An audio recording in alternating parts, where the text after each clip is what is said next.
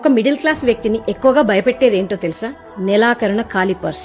Month ending లో purse open చేస్తే అందులో కరెన్సీ కంటే ఎక్కువ కష్టాలే ఉంటే అది నిజమైన మిడిల్ క్లాస్ వ్యక్తి ఫోటోగ్రాఫ్.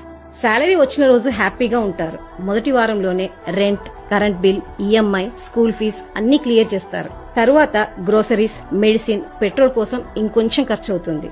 ఇంకా రిలేటివ్స్, షాపింగ్స్, పార్టీస్ మీ పర్స్ ని స్లోగా ఎంప్టీ చేస్తాయి. మంత్ ఎండింగ్ కి క్యాలిక్యులేషన్స్ తప్ప క్యాష్ ఉండదు. దీనికి కారణం ప్లానింగ్ లేకుండా శాలరీ వచ్చిన 2-3 డేస్ లోనే మొత్తం ఖర్చు చేయడం, పక్క వాళ్ళలా ఉండాలనుకోవడం, ఎమర్జెన్సీ ఫండ్ లేకపోవడం. ఇప్పుడు ఖర్చులున్నాయి, తర్వాత సేవ్ చేద్దాం అనుకుంటారు. ఆ తర్వాత అనేది ఎప్పటికీ రాదు. అందుకే మీ శాలరీ వచ్చిన 24 అవర్స్ లోనే 10-20% సేవ్ చేయండి. అవసరం ముందు, కోరిక తర్వాత. ఈ రూలే ఫాలో అవ్వండి. నెలకి కొంచెమైనా ఎమర్జెన్సీ ఫండ్ కోసం పక్కన పెట్టుకోండి. పర్స్ మన పరిస్థితిని చూపిస్తుంది. మీ పర్స్ ఖాళీగా ఉంది అంటే మీ ప్లానింగ్ లో లోపం ఉందని గుర్తించండి.